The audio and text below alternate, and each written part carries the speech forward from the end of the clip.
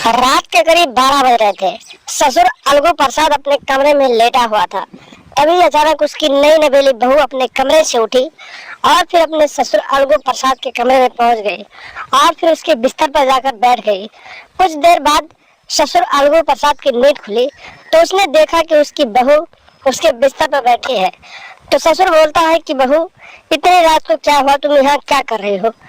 नई नवेली बहू कहती है, ससुर जी, न जाने कैसे अचानक मैंने डरावना सपना देखा और फिर मैं डर गई और फिर मैं आपके पास आ गई।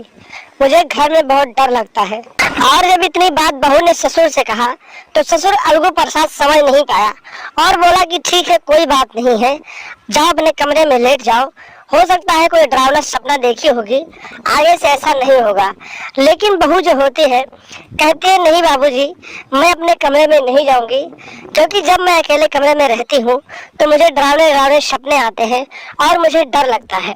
या तो आप मेरे पास मेरे कमरे में चलकर लेटो या आप मुझे अपने बिस्तर पर लेटा लो।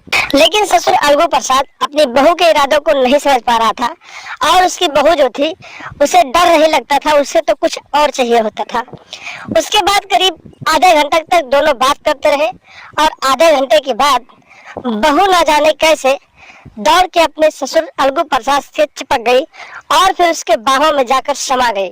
नमस्कार दोस्तों, अफेयर क्राइम न्यूज चैनल में आप सभी प्यारे दर्शकों का स्वागत है।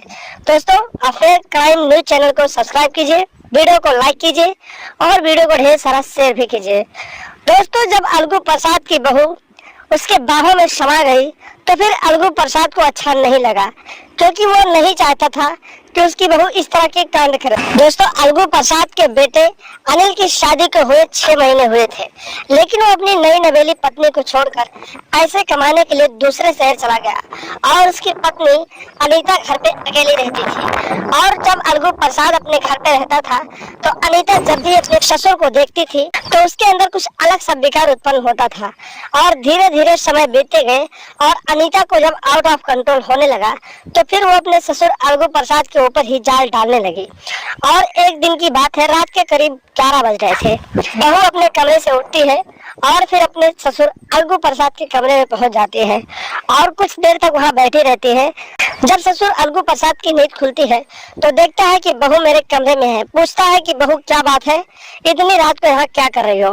तो उसकी बहू कहती है कि ससुर जी, मैंने एक डरावना सपना देखा और मुझे बहुत ज्यादा डर लग रहा है, मैं यहीं पर रहूंगी।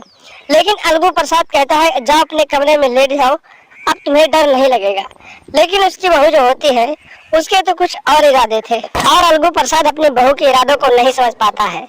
अलगू प्रसाद की बहू कहती है कि नहीं बाबूजी, मैं नहीं जाऊंगी, या तो आप मेरे कमरे में चलो, मेरे साथ रहो, या तो आप मुझे अपने कमरे में लिटा लो। अलगू प्रसाद कहता है कि ठीक है, लेकिन आज तुम जाकर अपने कमरे में लेट जाओ।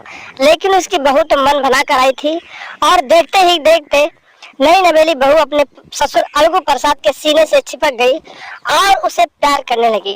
और जब वो अपने प्यार की हद को पार करती गई तो अलगू प्रसाद भी जवान था तो उसके अंदर भी विकार उत्पन्न होने लगा और फिर वो भी अपनी बहू को अपनी बाहों में भर लिया और फिर देखते ही देखते दोनों एक हो गए। और जब ससुर बहू दोनों एक हुए तो दोनों के बीच प्यार वाली हरकतें होने लगी और पूरी पूरी रात दोनों एक दूसरे के साथ प्यार करते रहे।